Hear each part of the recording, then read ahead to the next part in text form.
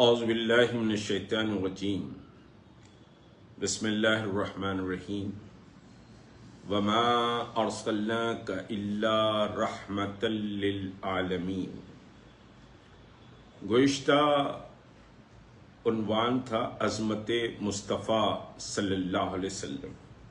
جیسے کہ میں نے گزشتہ اپنے لائیو میں بتا چکا ہوں کہ یہ جو سمجھے کہ سیریز ہے، یہ سیرت طیبہ صلی اللہ علیہ وسلم کو انشاءاللہ ہم کوشش کریں گے کہ اس کو کور کیا جائے، اور 10-12 نشستیں اس کی ہوں گی۔ آج دوسری نشست ہے۔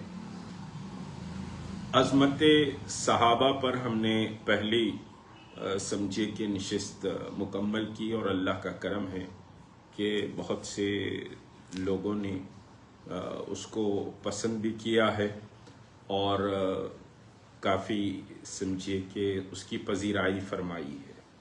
دراصل مقصد یہ ہے کہ کم از کم ربیع الاول آ رہا ہے، اور عشق و محبت میں ہم سمجھیے کہ ڈوبتے ہیں، اور میلاد النبی صلی اللہ علیہ وسلم کا استقبال اور میلاد مناتے ہیں۔ تو جب ہم میلاد مناتے ہیں تو صاحب میلاد کی سیرت کو بھی جاننا چاہیے، قرآن کے حکم کو بھی جاننا چاہیے، اور پھر موجودہ حالات اور اس کے تناظر میں دین ہم کو کیا سکھاتا ہے، محمد رسول اللہ صلی اللہ علیہ وسلم اور اصحاب نبی صلی اللہ علیہ وسلم نے اس دین کو کیسے برپا کیا، یہ دین آپ تک کیسے پہنچا، اس کو بھی سمجھے کہ سمجھنے کی ضرورت ہے۔ اور اسی سلسلے میں یہ سمجھیے کہ سیریز کا آغاز ہم کیے ہیں۔ تو بہرحال عظمت کی بات، جیسے میں نے گزشتہ بات رکھی کہ عظمت سمجھ میں آئی تو پھر محبت کی طرف انسان سمجھیے کہ جاتا ہے۔ جب کسی سمجھیے کہ شخصیت کی یا کسی چیز کی عظمت اور اس کی اہمیت سمجھ میں آئے گی تو پھر محبت ہوتی ہے اس سے، اور جب محبت ہوگی تو پھر محبت اور عشق یہ دونوں سمجھیے پیدا ہوں گے، تو پھر آپ کو دین سے بھی محبت ہوگی۔ محمد رسول اللہ صلی اللہ علیہ وسلم کی عظمت کو آپ سمجھیں گے تو پھر محبت کا دروازہ کھلے گا، محبت کا دروازہ، عشق کا دروازہ جب کھلے گا تو پھر دین سے بھی محبت پیدا ہوگی۔ دین کو برپا کرنے اور دین کو سربلند کرنے کی سمجھیے کہ آپ میں ایک لو اور ایک جذبہ اس میں پیدا ہوگا۔ تو بہرحال اور دین کی حفاظت اور شریعت کی حفاظت کے لیے آپ کمر بستہ ہوں گے۔ کب؟ جب پہلا نمبر عظمت مصطفیٰ کا، دوسرا سمجھے عشق نبی کا، تیسرا مرحلہ آئے گا کہ دین پر اور شریعت کی حفاظت کا اور اس پر چلنے کا، حالات سے مقابلہ کرنے کا۔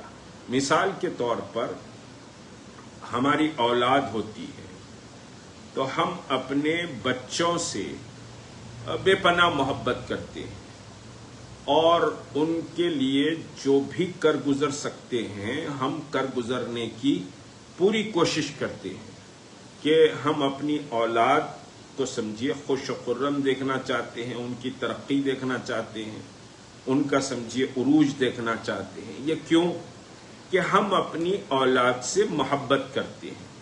اسی طرح ہم اپنی بیوی ہو یا ہمارے ماں باپ ہو یا ہمارے سمجھیے بھائی بہن ہو، ان سے اگر محبت کرتے ہیں تو پھر ان کی پریشانیوں میں، ان کے دکھ میں، ان کی تکلیف میں ہم پوری مستعدی سے کھڑے ہو جاتے ہیں کہ ان کی مدد کریں اور ان کو اس تکلیف سے سمجھیے کہ راحت کی طرف لے کر جائیں۔ کیوں کرتے ہیں؟ کہ ان سے ہم کو عشق رہتا ہے، ان سے ہم کو محبت ہوتی ہے۔ وہ محبت ہوتی ہے تو ہی سمجھیے کہ ہم کھڑے ہو جاتے ہیں۔ اسی طرح ٹھیک جب محمد رسول اللہ صلی اللہ علیہ وسلم سے عشق ہوگا، جب محبت ہوگی تو پھر دین سے سمجھیے کہ تعلق جڑے گا، اور دین سے تعلق جڑے گا تو پھر دین کے لیے ہم کھڑے ہونے کی صحیح کریں گے، دین کی ترقی اور دین کی حفاظت اور دین کی بقا کے لیے ہم جد و جہد کریں گے۔ یہ دین تو باقی رہے گا، لیکن ہمارا کنٹریبیوشن کیا ہوگا، یہ امپورٹنٹ ہے۔ یہ سمجھیے کہ اہم چیز ہے۔ یہ دین تو قیامت تک کے لیے باقی رہے گا، اور جب دین ختم ہو جائے گا تو قیامت برپا ہو جائے گی۔ جب روئے زمین پر اللہ کا نام لینے والا کوئی بھی موجود نہیں ہوگا تو قیامت برپا ہو جائے گی۔ تو اس دین کی حفاظت اور اس کی ترقی کے لیے ہم کیا کر سکتے ہیں؟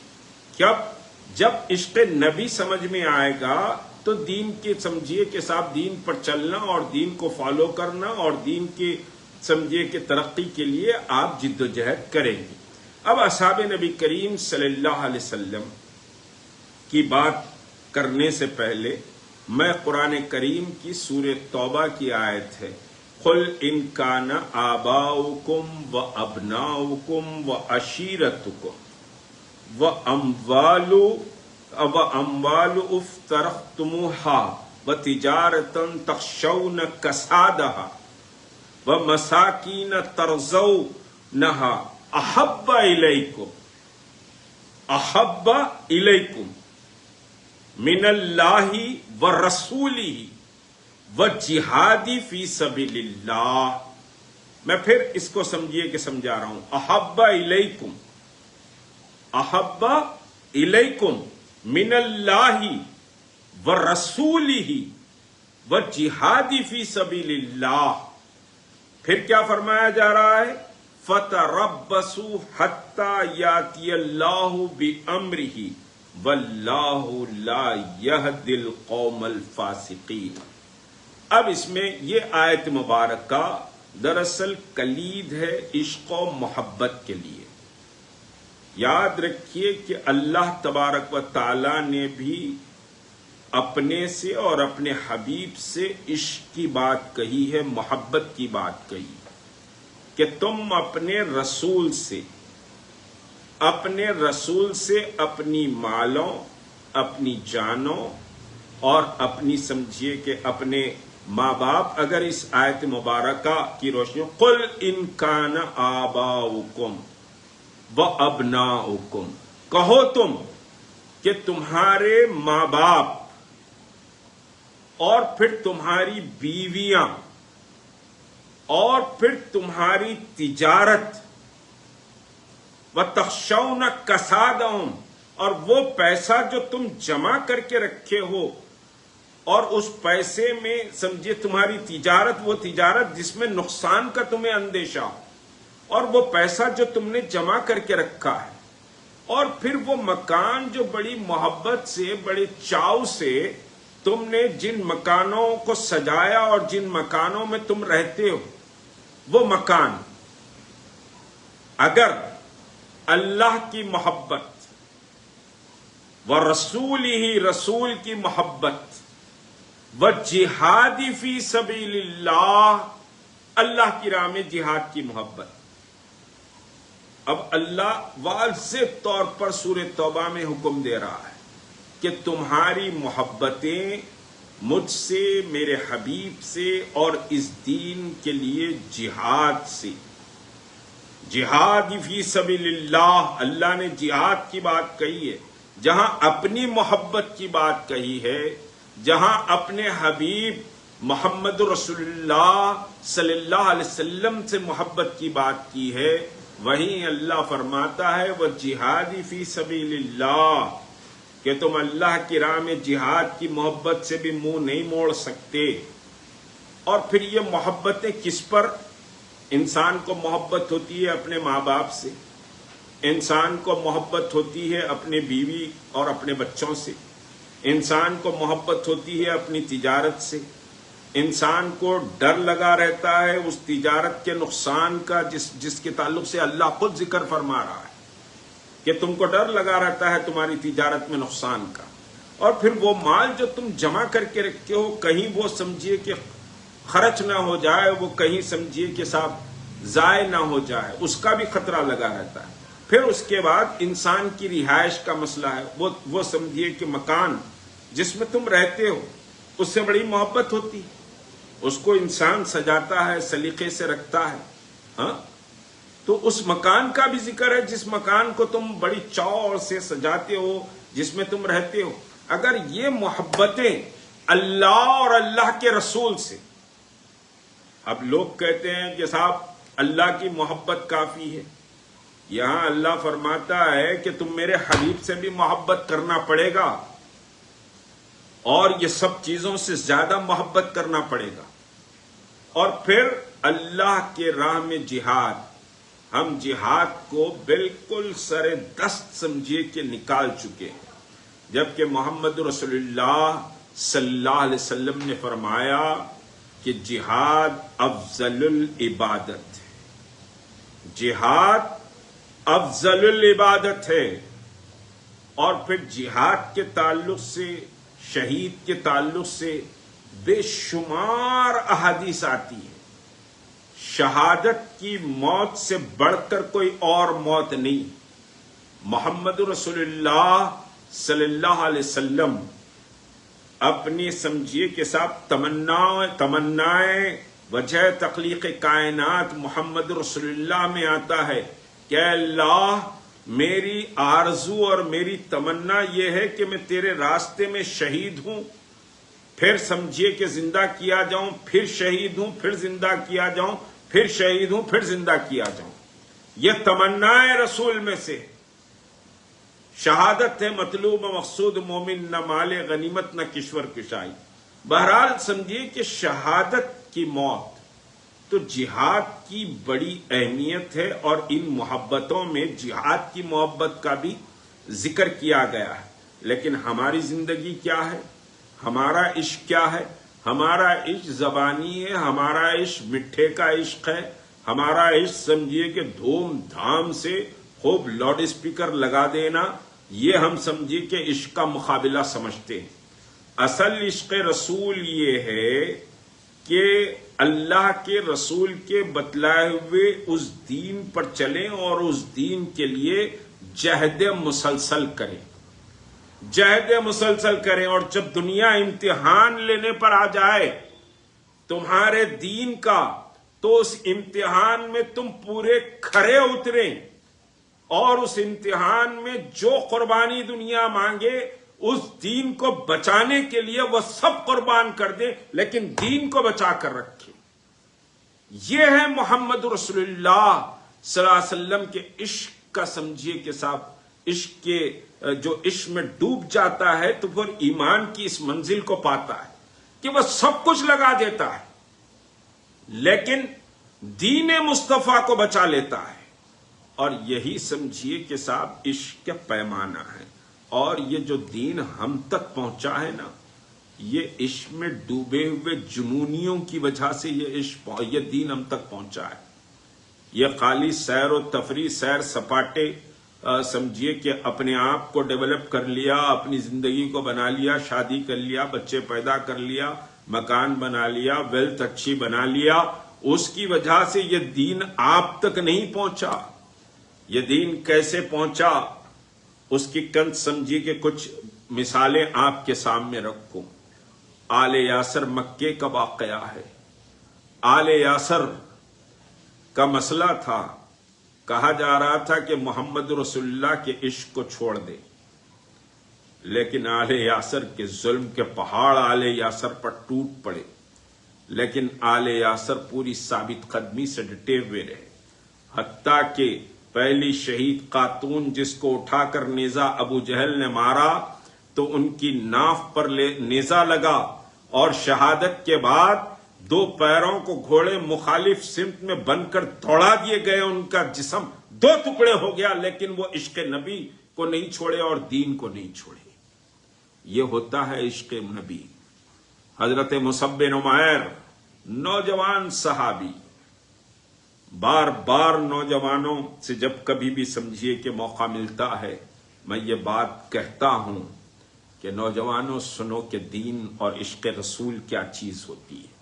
اللہ ہم سب میں وہ عشق رسول پیدا کرے کہ مصعب بن عمیر نوجوان اور خوبرو، مکے کے نوجوان، محمد رسول اللہ سے عشق ہوا، دین حنیف کی طرف آئے، لا الہ الا اللہ محمد رسول اللہ کا نعرہ لگایا اور عشق میں ایسے ڈوبے کہ چچا نے کہا بھتیجے یہ جو دین، یہ جو محمد کے پیچھے تو جا رہا ہے صلی اللہ علیہ وسلم، اس کو چھوڑنا پڑے گا۔ بار بار وارننگ کے باوجود بھی مصعب بن عمیر نہیں پلٹے، تو آپ کو بوریے میں لپٹ کر مرچی کا دھواں دیا گیا۔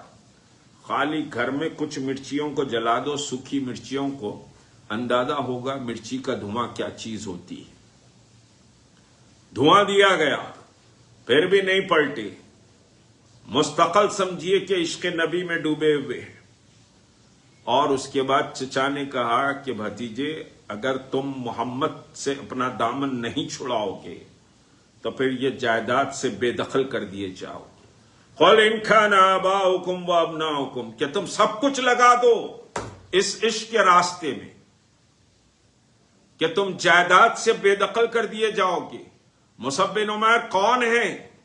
مصعب بن عمیر وہ خوبرو نوجوان ہیں جن کے لباس اور عطر کی قسمیں مکے کی وادیوں میں نوجوان کھاتے تھے۔ اگر مصعب اس گلی سے جا رہے ہیں تو اس گلی میں خوشبو آتی اور نوجوان یہ کہتے کہ مصعب ادھر سے جا رہا ہے، وہ مصعب بن عمیر۔ تو چچا نے کہا جائیداد سے بے دخل کر دیے جائیں گے۔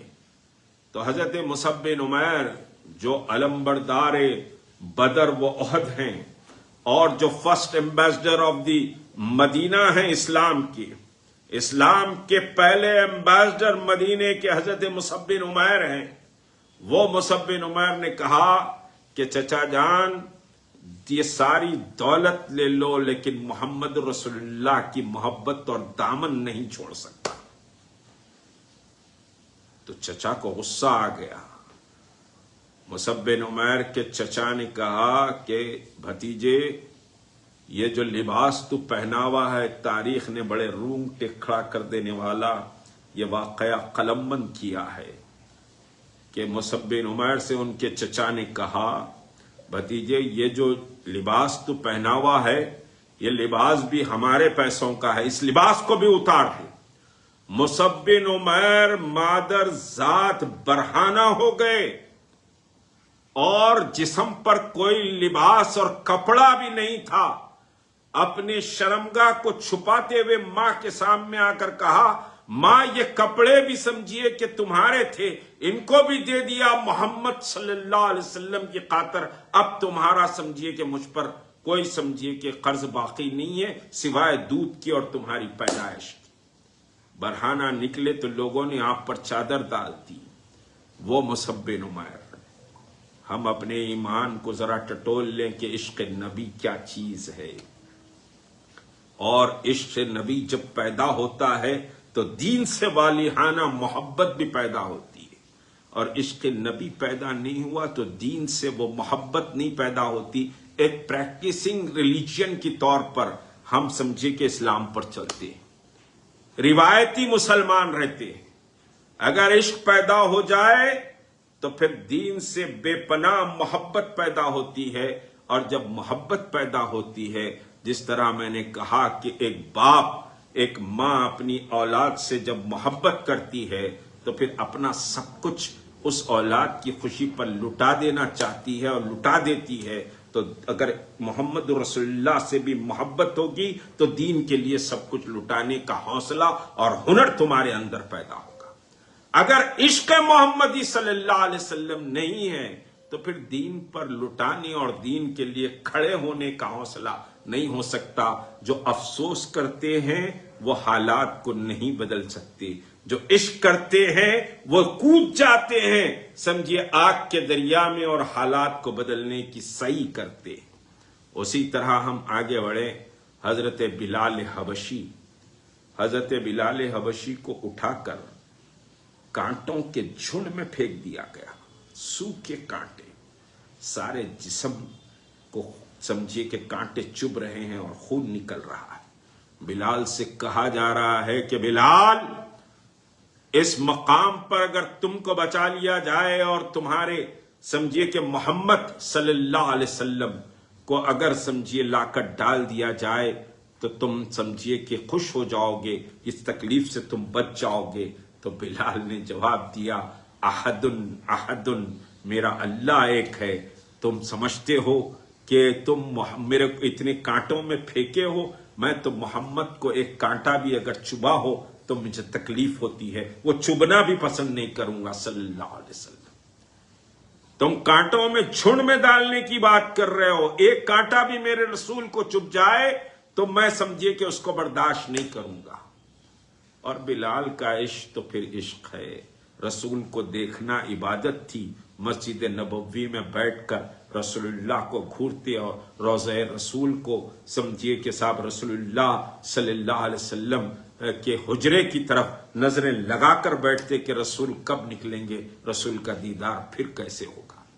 یہ سمجھیے کہ بلال کا عشق تھا۔ انشاءاللہ بلال پر پورا ایک عنوان لینے کی کوشش کروں گا۔ حضرت بلال کو ہم صرف مؤذن اور سمجھیے عاشق ایسے ہی سمجھتے ہیں، بلال کی بڑی سمجھیے زبردست تاریخ ہے۔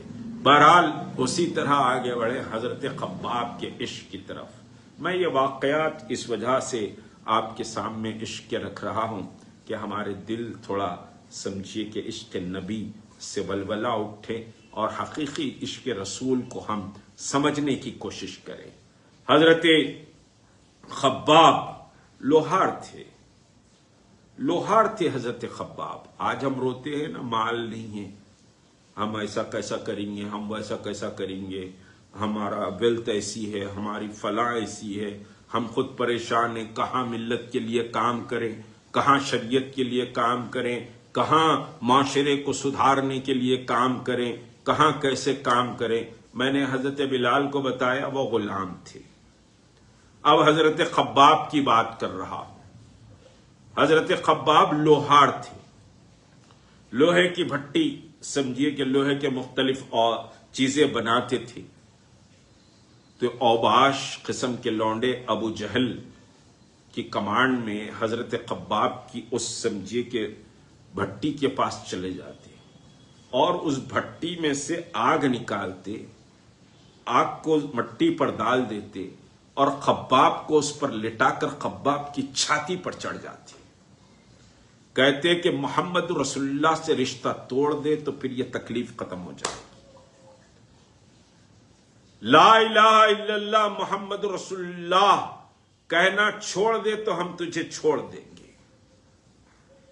خباب ان سارے مصائب کو، ان ساری تکلیفوں کو برداشت کرتے اور تس سے مس نہیں ہوتے، دین پر جمے ہوئے ہیں۔ دربار رسالت صلی اللہ علیہ وسلم میں ایک دن خباب آئے رضی اللہ تعالی علیہ مجمعین، کہ حضرت خباب آئے اور حضرت خباب آ کر اللہ کے رسول سے فرمایا یا رسول اللہ، اللہ کی مدد اب کب آئے گی؟ سرور عالم صلی اللہ علیہ وسلم کا چہرہ انور متغیر ہو گیا۔ آپ نے پوچھا خباب کیا بات ہے؟ تو رسول کریم صلی اللہ علیہ وسلم سے حضرت خباب نے کہا یا رسول اللہ اب برداشت نہیں ہوتا۔ لوگوں نے حضرت خباب کا کرتا یا قمیص پیچھے سے اٹھائی تو دیکھا کہ خباب کا جسم پورا جلا ہوا ہے، پورا سفید ہو گیا ہے آگ سے جل کر، بعض جگہ تو گوشت سمجھی کہ بالکل نہیں ہے، ایسے سوراخ پڑ گئے۔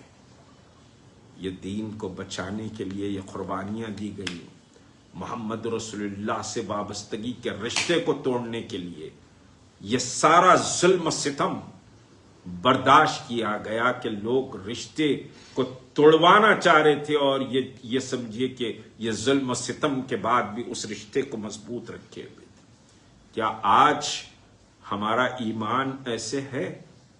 کیا آج ہم سمجھیے کہ صاحب اس ایمان پر ہیں کہ اللہ کے رسول صلی اللہ علیہ وسلم سے ایسی محبت اور دین سے ایسی والہانہ سمجھیے کہ تعلق ہمارا ہے کہ ہم ٹھہر جائیں، ہم جم جائیں اس دین کے لیے؟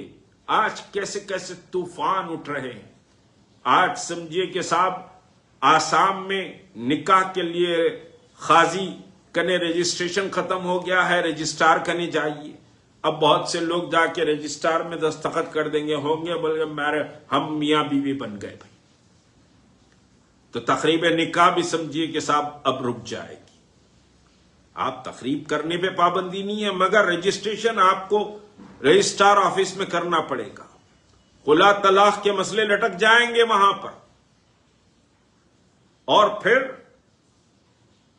اتراکھنڈ میں یکساں UCC آ گیا، یکساں سول کوڈ آ گیا، شریعت کے قوانین کو بدل دیا جا رہا ہے، لیکن ہم کو کوئی پرواہ نہیں، اللہ ماشاء اللہ ہم اپنی زندگیوں میں مست ہیں، اور عشق رسول کے بڑے نعرے لگیں گے، بڑے سمجھیے کہ سب کچھ کریں گے۔ ہم سمجھتے ہیں کہ لائٹ لگا دینا عشق رسول، ضرور لگائیے، میں منع نہیں کر رہا ہوں۔ لاؤڈ اسپیکر لگا کر راستوں کو روک دینا، آپ سمجھتے ہیں عشق رسول ہے؟ اللہ کے رسول راستے کھولنے کے لیے آئے، راستے روکنے کے لیے نہیں آئے۔ دنیا کو سمجھائیے کہ محمد رسول اللہ کی برتھ ڈے کیسے منائی جاتی ہے۔ وما ارسلناک الا رحمۃ للعالمین، میرے رسول سارے جہاں کے لیے رحمت ہے، ایک چرند، ایک پرند، ایک کافر، ایک مشرک، سب کے لیے میرے رسول رحمت ہے۔ تم سمجھو کہ صاحب انسان سے دشمنی مت کرو، اس کے عمل سے دشمنی کرو۔ کافر کفر کرتا ہے تو اس کفر سے نفرت کرو، مشرک شرک کرتا ہے تو اس کے شرک سے نفرت کرو۔ یہ سمجھایا میرے رسول نے۔ میرے رسول نے انسانوں سے نفرت کی بات کبھی نہیں سمجھائی۔ میرے رسول تو رحمت ہے، اللہ نے کہا کہ یہ رحمت للعالمین ہے، سارے عالموں کے لیے رحمت ہے۔ اگر ایک کیڑا رینگتا ہے زمین پر تو میرے آقا و مولا محمد رسول اللہ اس کے لیے بھی رحمت ہے، کیونکہ وما ارسلناک الا رحمۃ للعالمین، سارے عالموں کے لیے رسول رحمت ہے۔ تو رسول رحمت کا یہ دین آپ تک جو پہنچا، بڑے مصائب، بڑی مشکلات، بڑی پریشانیوں اور بڑی قربانیوں کے بعد پہنچا ہے۔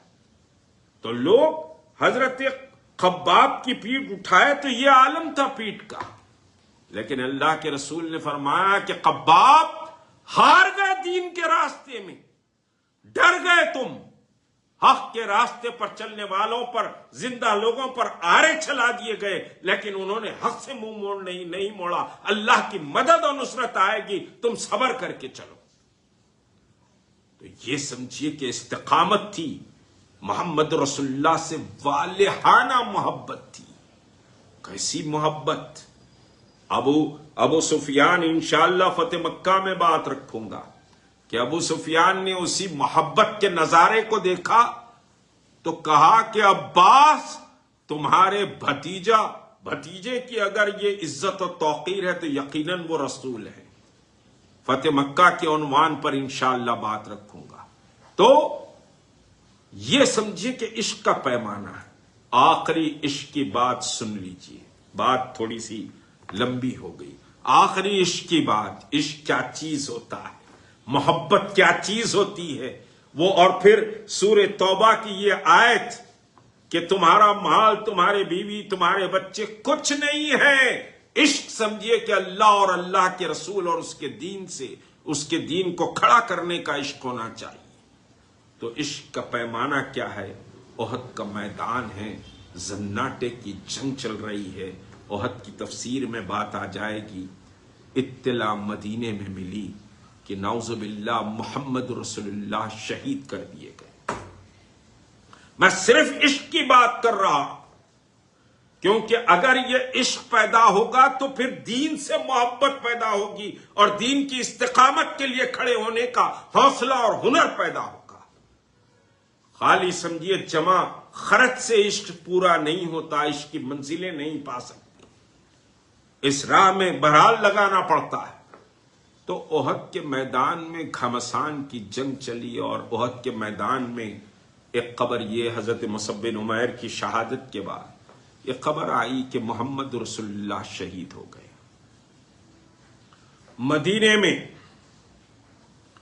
مدینے میں بھی افواہ اڑ گئی کہ محمد رسول اللہ نعوذ باللہ شہید کر دیے گئے۔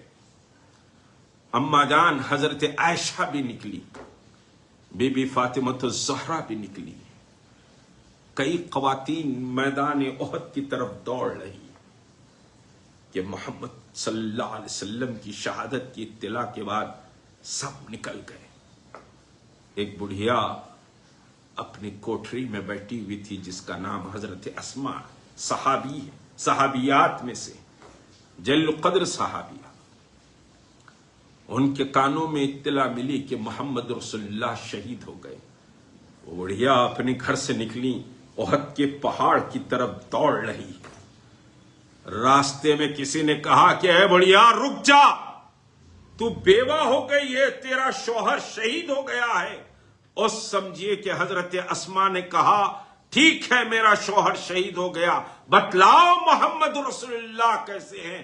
بتلانے والے نے رسول کی کیفیت اور رسول کی اطلاع نہیں دی تو حضرت اسما پھر احد کے پہاڑ کی طرف دوڑ رہی ہیں. کسی نے کہا اے بڑھیا رک جا، تیرا شوہر بھی شہید ہو گیا، تیرا جوان بیٹا بھی احد کے میدان میں شہید ہو گیا. حضرت اسما کہتی ہے کہ ٹھیک ہے بتلاؤ میرے آقا و مولا محمد رسول اللہ کیسے ہیں، ان کی کیفیت کیا ہے. بتلانے والے نے رسول کی کیفیت نہیں دی. اسما احد کے پہاڑ کی طرف دوڑے جا رہی ہیں، دیکھتی ہیں کہ حضرت سعد ابن وقاص رضی اللہ تعالیٰ عنہ اپنے رسول کریم صلی اللہ علیہ وسلم گھوڑے پہ سوار ہے. گھوڑے کی سمجھیے کہ نکیل پکڑے ہوئے سعد آگے بڑھ رہے ہیں. بہت سے صحابہ زخمی ہیں، میرے آقا و مولا محمد رسول اللہ بھی زخمی ہیں. رخسار مبارک میں خوت اقدس کی کڑیاں، جو سمجھیے وار ہیلمٹ ہوتا ہے، اس کی کڑیاں پیوست ہو گئی ہیں اور سمجھیے وہ نکالی گئی ہیں. خون بہ رہا ہے. دندان مبارک اللہ کے رسول کے شہید ہو چکے ہیں. چہرے اقدس اور داڑھی مبارک خون میں تربتر ہے. کچھ سمجھیے کہ راکھ جلا کر حضرت فاطمۃ الزہرا نے اپنے ابا جان کے زخموں سے خون کو روکنے کی کوشش کی ہے. اللہ کے رسول خون میں ہیں، آپ کے سمجھے لباس پر خون ہے. حضرت اسما جب یہ دیکھتی ہیں، عشق کی بات بتلا رہا ہوں کہ عشق کیا چیز ہوتی ہے، عشق کی منزل کیا ہوتی ہے، عشق نبی کا مقام کیا ہوتا ہے اور عشق کیا چیز ہوتا ہے. حضرت اسما جب یہ دیکھتی ہیں تو دوڑ کے گھوڑے کو لپٹ جاتی ہیں اور کہتی ہیں یا رسول اللہ آپ سلامت ہے تو دنیا میں کوئی غم نہیں، آپ سلامت ہے تو دنیا میں کوئی اور غم نہیں ہے. اور ایک بات، عشق کی منزل جو پا لیتا ہے تو پھر اللہ اس کو کیسے انعامات سے نوازتا ہے.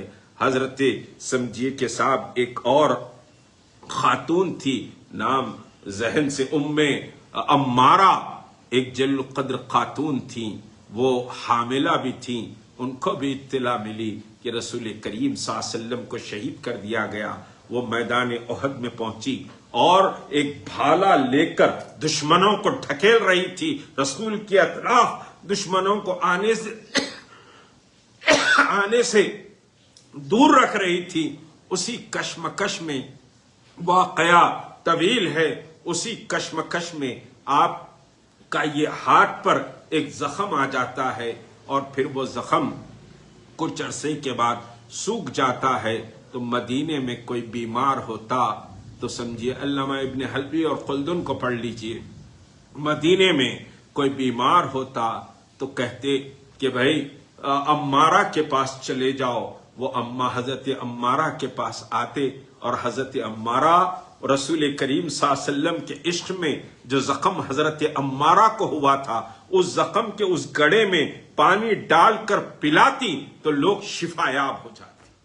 یہ اللہ کے انعامات ہیں. عشق نبی میں اگر سمجھیے کہ سب کچھ لگاؤ گے تو کوئی نقصان کا سودا نہیں ہے، فائدہ کا سودا ہے.